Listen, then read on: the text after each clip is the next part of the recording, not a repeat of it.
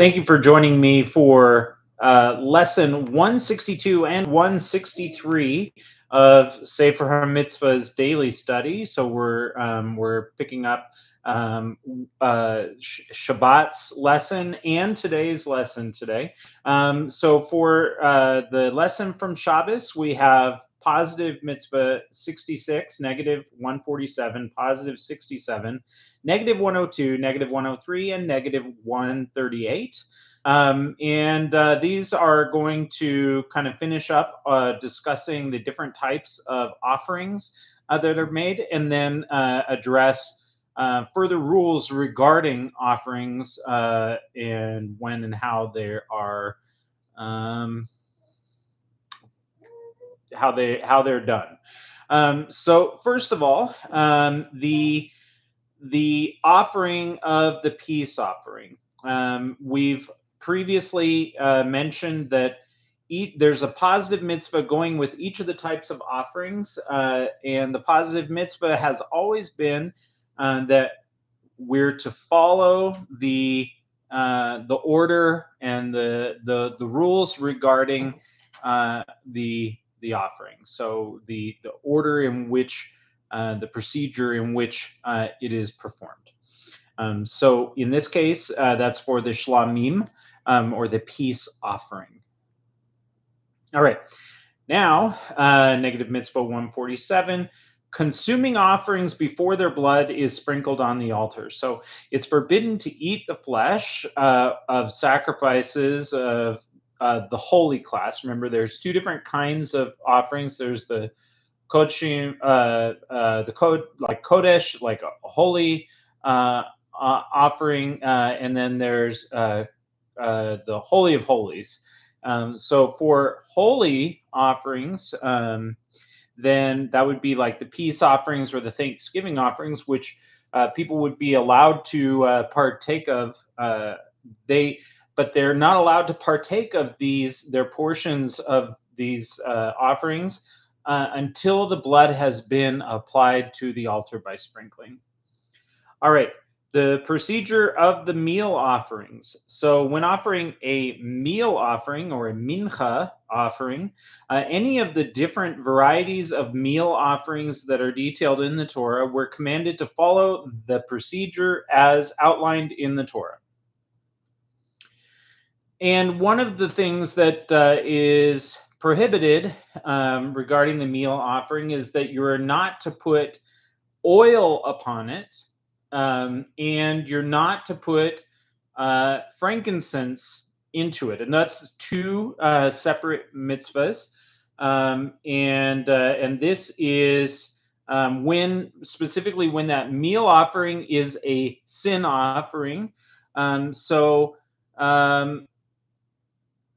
In most other cases, the meal offerings do have those things, but in the case, for instance, of the sota, so the woman who's been accused of adultery, and she has to bring a meal offering to the temple, she's not to put oil and frankincense in there, because oil and frankincense would be things that would have the kind of the feeling of joy and like celebration that this is, we're kind of spicing it up and making it better. Whereas without oil and frankincense, it's like the meal of an animal. And so when it's in relation to a sin offering, the meal offering is left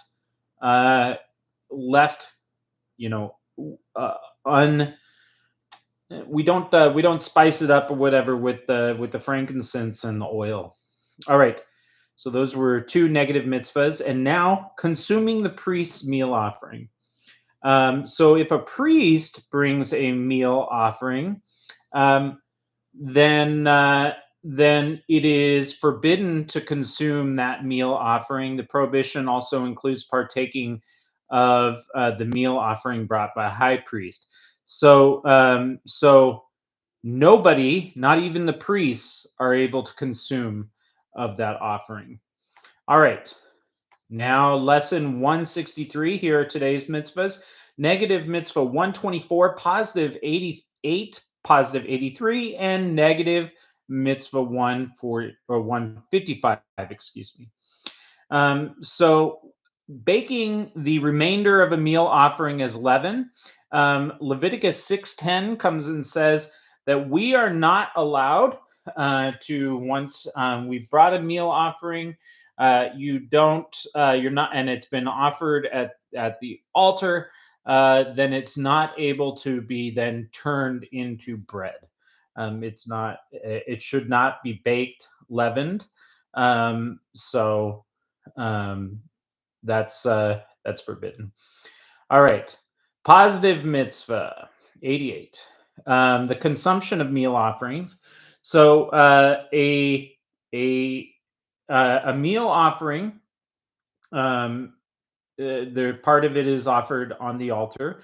The part that's the remainder, it's a mitzvah for the male kohanim to eat of that meal offering. However, just for the male kohanim, they don't bring it home, to their family to partake of.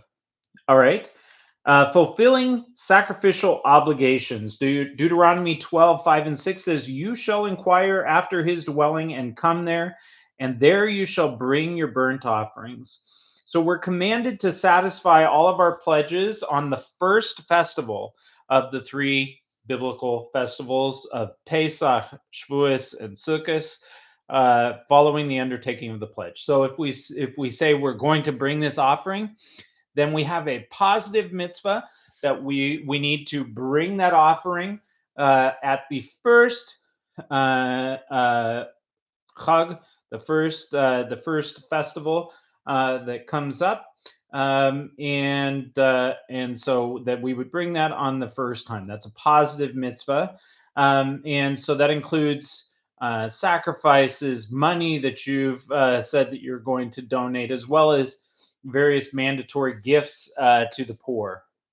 So you vow that you're going to do that to the temple. Not only do you have the mitzvah to fulfill your vow, you also have the mitzvah here to do so on the first festival that you come up to Jerusalem, and you should do it at that time. However, if you did not do it in that first one, there is a negative mitzvah, um, and it says, when you vow a vow to God, your God, do not be late in paying it. Deuteronomy 23:22. So it says, this is telling us that it's forbidden to postpone the fulfillment of a sacrificial pledge. One is not, however, transgress this prohibition until the three festivals have passed after the pledge was made. So, like, essentially, one year's worth of holidays have passed. You had a little time there to get your vow fulfilled, and you missed out on that positive commandment because you didn't bring it on the first festival. But you really haven't broken this negative commandment until three festivals have passed, and then at that point you've delayed, and you've also not only broken the positive commandment, but you have done what's forbidden, which is to delay the fulfillment of a pledge. All right. So there we go. Those are our mitzvahs for today. And God willing, we'll be back tomorrow. And for tomorrow, let me just take a peek at our mitzvahs for tomorrow. We have three mitzvahs, and they are regarding where you make these offerings. All right. Thank you so much for joining me today. Have a great day in every way.